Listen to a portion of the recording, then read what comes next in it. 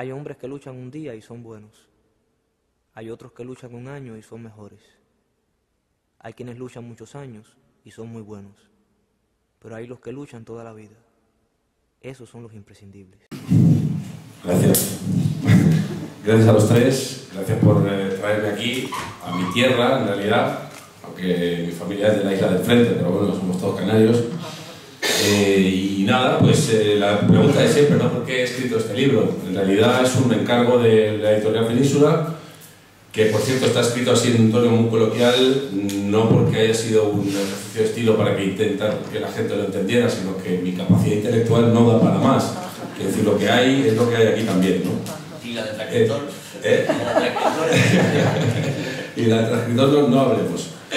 Y bueno, pues en realidad me costó aceptarlo porque no entendía por qué nadie podría estar interesado en leer un libro en el que yo contara un poco, no realmente mi vida, porque no es un libro nada de mi vida, sino de mis inquietudes políticas y artísticas también, porque aparte de política, que se habla mucho de política, también una de mis obsesiones con este libro y uno de los objetivos que yo quería conseguir con este libro era darle la vuelta a la sensación que se tiene en el pueblo sobre lo que somos los actores y las actrices y lo que es el mundo del cine, ¿no? Porque fundamentalmente desde el año 2003, cuando tuvimos la fortuna con nuestra compañía Animalario de escribir el guión de los premios Goya, de encargarnos de toda la producción, de la escenografía, del guión, de los invitados, etcétera, etcétera, y decidimos que había que aprovechar esas 3 horas en televisión en directo, riguroso, además en aquella época cuando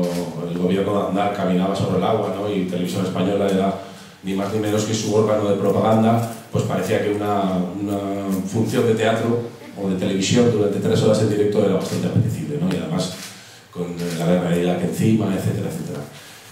Y a partir de ahí empezó una guerra, una agresión, porque ni siquiera fue una guerra, porque cuando uno agrede y el otro simplemente recibe las hostias es una agresión, por parte de todos los medios de comunicación, incluidos los presuntamente progresistas, ¿no? O sea, todos los medios alrededor de Prisa, contra el cine español y contra los representantes del cine español, tanto técnicos como artistas, etcétera, etcétera.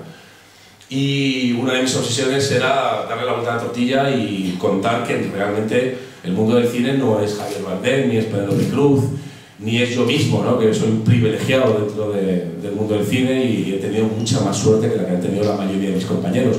Que realmente el mundo del cine, del teatro, de la televisión son trabajadoras y trabajadores que están siendo explotados igual que el resto de las trabajadoras y los trabajadores de este país.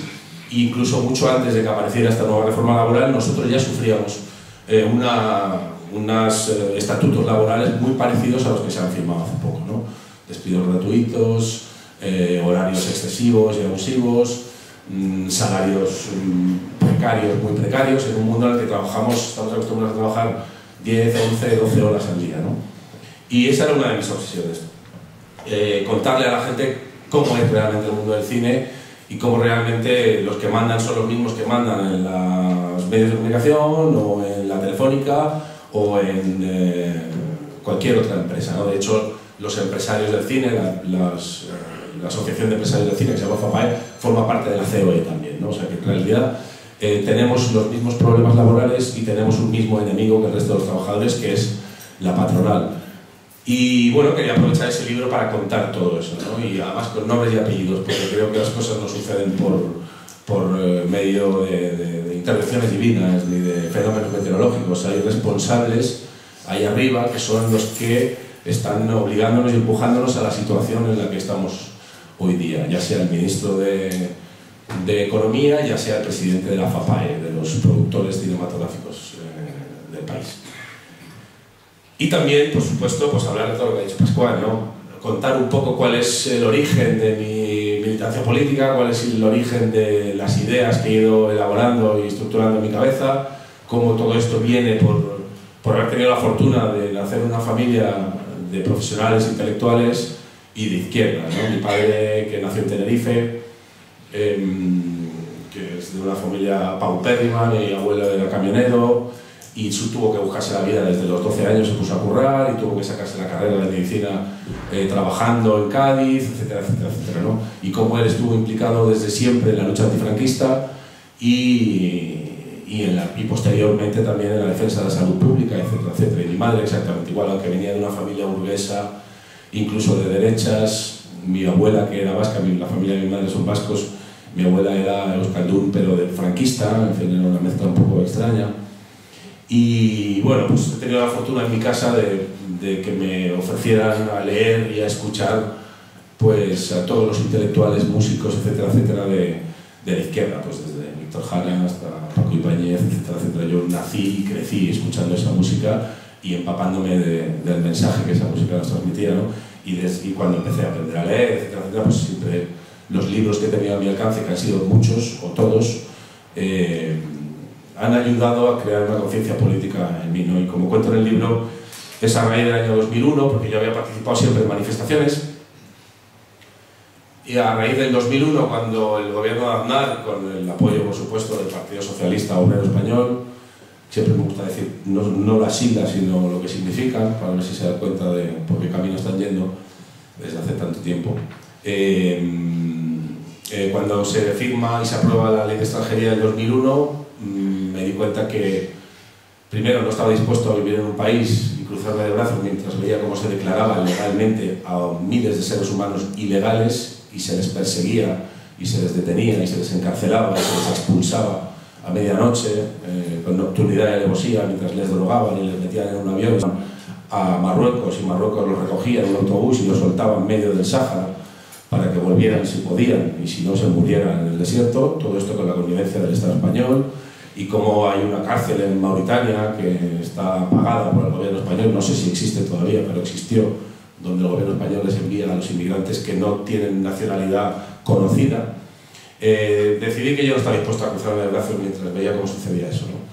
Y a partir de ahí pues me impliqué en el movimiento de los trabajadores y trabajadoras inmigrantes, y ahí empecé a conocer ya realmente lo que es el activismo político, los movimientos sociales, partidos políticos, etcétera, etcétera. Y a partir de ahí, pues como dice Pascual, mis opciones eran acudir a un estreno y disfrutar de una alfombra roja y de 100 fotógrafos que te hacen fotos y de mujeres muy hermosas y productores de cine que te pueden dar un trabajo si les donan lo suficientemente la píldora, o encerrarme con 200 inmigrantes en una parroquia, o encerrarme con Amineto Haidar en el aeropuerto de Lanzarote, o estar 2 meses intentando sacar el Guernica, que era el barco que había organizado rumbo a Gaza, para llevarlo a Gaza, ¿no? Entonces, en cuanto empecé a ver el mundo realmente, porque yo reconozco que me vi abducido también durante unos años por el mundo del cine, de la popularidad, de la fama, del éxito, del dinero, por supuesto, del dinero fácil en realidad, porque aunque en el mundo del cine se trabaja muy duro, nosotros, los actores que hemos tenido éxito, hemos tenido la fortuna y el privilegio de, aparte de hacer lo que nos gusta, ganar mucho dinero con ello, ¿no? Y realmente me di cuenta que mi mundo está ahí, que mi gente está ahí, que mis ganas de aprender están ahí, que mi futuro está ahí, y que realmente la manera que tenemos de intentar cambiar el mundo no es la gente conocida firmando un manifiesto de vez en cuando o firmando el manifiesto en una manifestación de vez en cuando, ¿no? Hay que ir un paso más allá y implicarse. Yo creo que no te puedes declarar o considerar una persona de izquierda si no estás dispuesto a poner en riesgo tus propios privilegios, si es que los tienes, ¿no?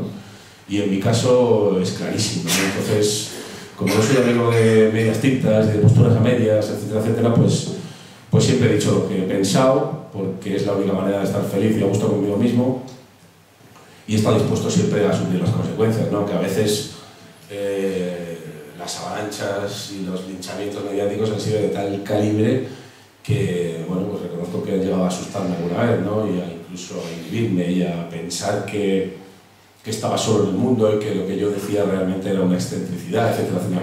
Me ha pasado durante muy poco rato, pero sí que me ha pasado. Porque ya sé cómo funcionan, ¿no? Ya tengo los huevos pelados que se dicen, o los huevos canos, que decimos en Madrid, y ya realmente me resbalan. Hoy mismo, a estas horas, está, por lo visto, me han dicho, las redes sociales, Twitter, etcétera, etcétera, incendiadas porque ha apoyado por segundo año consecutivo una manifestación en Euskadi en la que se pide simple y llanamente el respeto de los derechos de los presos vascos en el Estado. Algo que va mucho más allá de los presos presuntamente de ETA, que unos lo son, otros no, del entorno de aquello que se llama el entorno de ETA, ¿no? Que es el juez Garzón llamó el entorno de ETA. Porque, bueno, pues lo han cogido gustito, ¿no? A darme 2 días a mí, como decía Pascual, está de puta madre firmar algo contigo porque el que se va a llevar la suerte va a ser tú, o sea que los demás estamos protegidos, ¿no? Pero a mí me gusta, siento la necesidad, siento la obligación primero, pero también la necesidad y el deseo y la satisfacción de decirle a las personas lo que considero que tengo que decirles, ¿no? Y más si son personas que tienen en sus manos el poder de transformar nuestras vidas hacia la prosperidad, hacia la democracia, hacia la justicia social o hacia la miseria, la persecución, la exclusión social, el hambre, etcétera, etcétera, ¿no?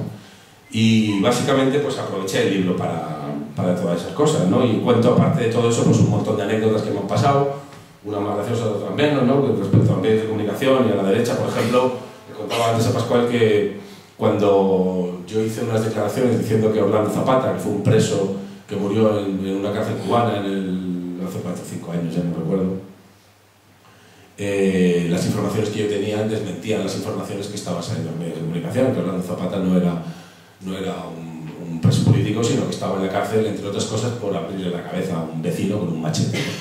Que eso en Cuba y en Marte es un delito común, no es un delito político, ¿no?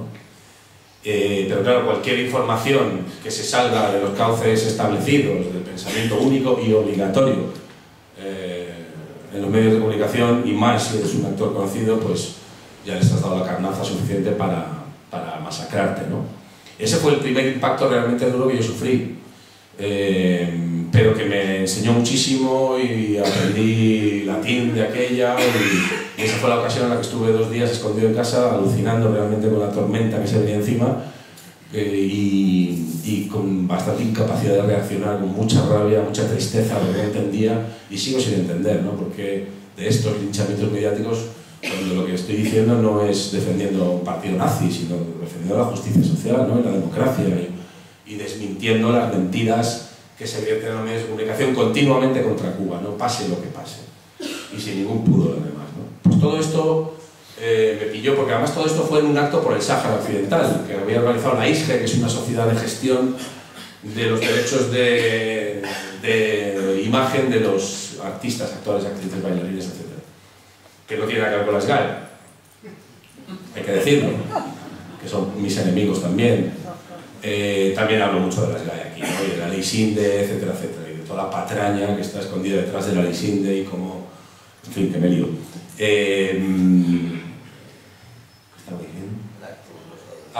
Era un acto que organizaba la ISGE, que no tiene que ver con las GAE. En sus métodos, me refiero, de recaudación, simplemente se le cobra a las televisiones, cada vez que emiten una película, una serie de televisión en la que tú sales, pues la televisión está obligada a pagarte un X dinero, ¿no? Y allí acababa de ocurrir lo de Orlando Zapata, yo estaba entrando en el acto, yo era uno de los ponentes, y claro, vinieron pues 8 medios de comunicación a decirme que qué pasaba, que qué pensaba yo de Orlando Zapata y de la brutalidad y los crímenes de la dictadura castrista, etc. Bueno, yo di mi opinión y la información de la que yo disponía, y acto seguido me fui a Melilla esa misma mañana a un festival de cine que me habían invitado, en fin. El caso es que estando en Melilla ocurrió todo eso, y un periódico de allí me hace una entrevista y me pregunta, entre otras cosas, que si me ha gustado la ciudad de Melilla, que es una pregunta que te hacen siempre, ¿no? Es bonita, tal, te ha gustado, y Melilla realmente es una ciudad muy hermosa, tiene un centro histórico modernista único en Europa, y bueno, está el mar, las grandes playas, es una ciudad realmente bonita, ¿no? Y le conté eso y le dije, pero también caminando por la ciudad me he encontrado una valla enorme, como de 4 metros, con alambradas, con alambre de pino, con garitas de la Guardia Civil, y me ha dado la sensación de estar un poco encerrado, y además me ha recordado cuando estuve el año pasado en Palestina al muro que ha construido el sionismo contra el pueblo de Palestina. Bueno, pues al día siguiente el señor Imbroda, Juan José Imbroda, que no sé si sigue siendo el presidente de la ciudad autónoma de Melilla, me pidió declararme persona non grata por haber dicho que había visto un muro, ¿no? Entonces digo, pues, no he construido yo el muro, lo has construido tú. O sea, yo lo único que he dicho es que lo he visto. No, ¿por qué coño persona non grata, ciudadano non grato? Si yo lo único que es constatar algo que está ahí y que además lo has hecho tú y lo defiendes tú, ¿no? Y esos son el tipo de